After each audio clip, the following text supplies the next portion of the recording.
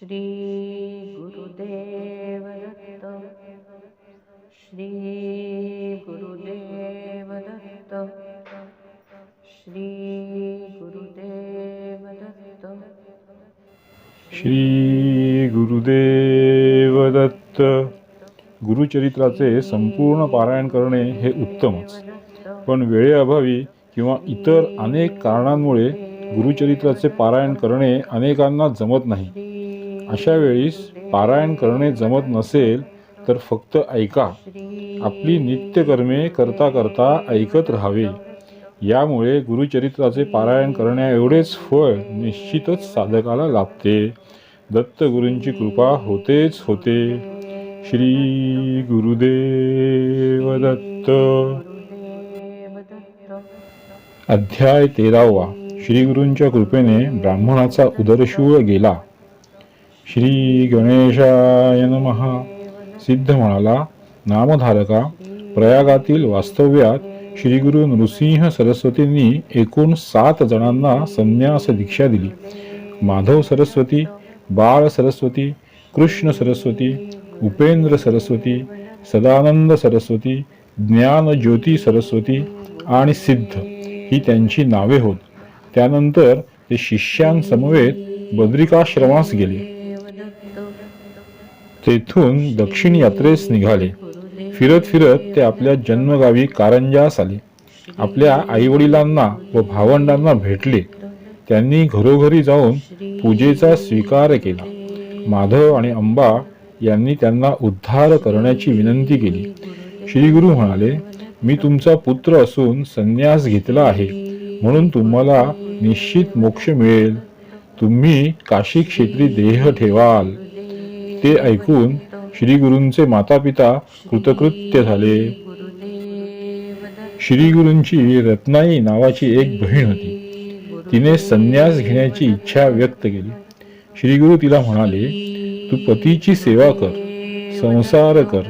तुला पूर्वजन्मीचे दूषित संचित कर्म अजून भोगायचे आहे. तुझा पती तुझा त्याग करून तापसी होईल. तुला कुष्ठरोग होईल.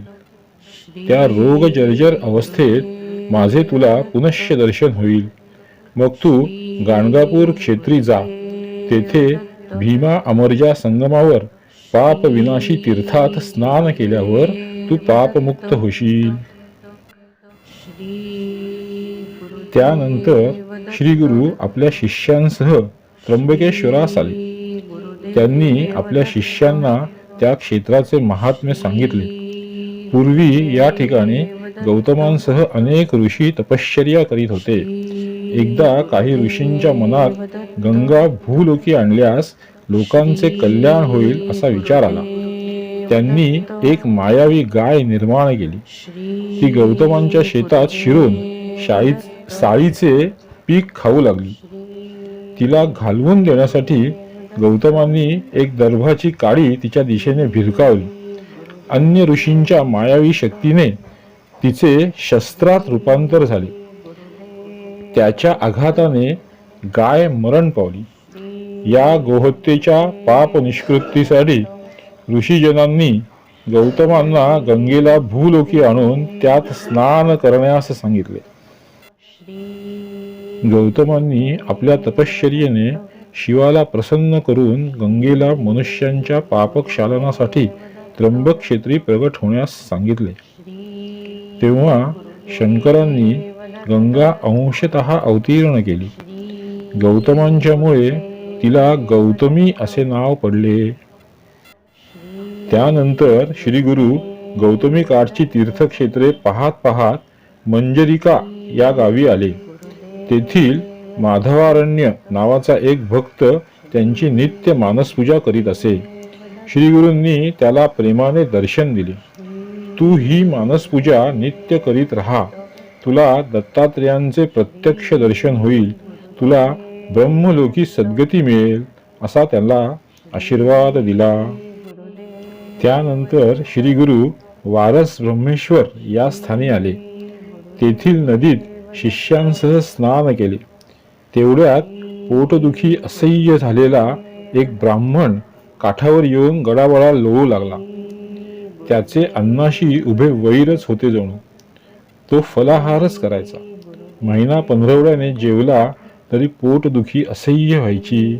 आदल्या दिवशी त्याने सणानिमित्त मिष्टान्न भोजन केले होते म्हणूनच हा त्रास होत होता. आता प्राण त्यागाशिवाय या जीवघेण्या व्याधीतून सुटका होणार नाही असा विचार करून त्याने पोटावर जड पाषाण बांधला आणि विषण्ण मनाने शिवनाम घेत घेत नदीमध्ये शिरला. श्रीगुरूंनी त्याची वेदना जाणली. त्याला बोलावून घेतले. त्याला आत्महत्येपासून परावृत्त केले.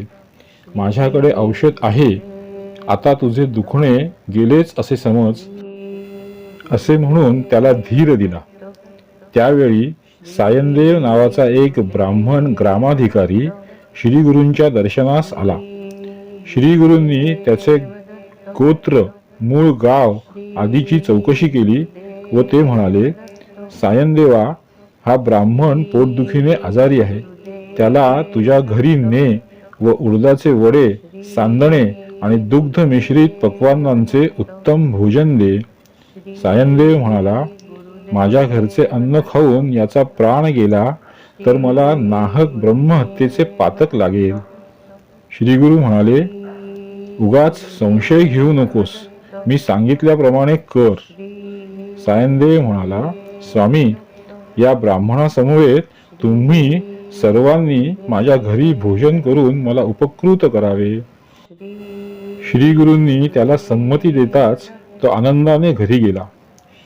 स्नान संध्यादी नित्यकर्मे झाल्यावर श्रीगुरु आपले शिष्य व उदरशूल झालेल्या त्या ब्राह्मणाला बरोबर घेऊन सायनदेवाच्या घरी गेले.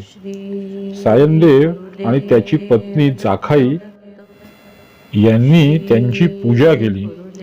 श्रीगुरूंनी त्या दोघांना तुमच्या वंशात गुरुभक्तीची परंपरा निरंतर चालू राहील असा वर दिला. त्या दोघांनी आग्रहाने सर्वांना पोटभर खाऊ घातले. श्रीगुरूंच्या आज्ञेने ब्राह्मणही मनसोक्त जेवला आणि त्यांच्याच कृपाप्रसादाने पूर्णतः व्याधीमुक्त झाला. नामधारका, हा चमत्कार मी स्वतः पाहिला आहे. गुरुकृपेने जन्मांतरीचे दोष जातात, मग व्याधी कशी राहील बरे. श्री गुरुदेव दत्त. अध्याय 13वा संपूर्ण. श्री गुरुदेव दत्त. श्री गुरुदेव दत्त. श्री गुरुदेव दत्त. श्री गुरुदेव दत्त.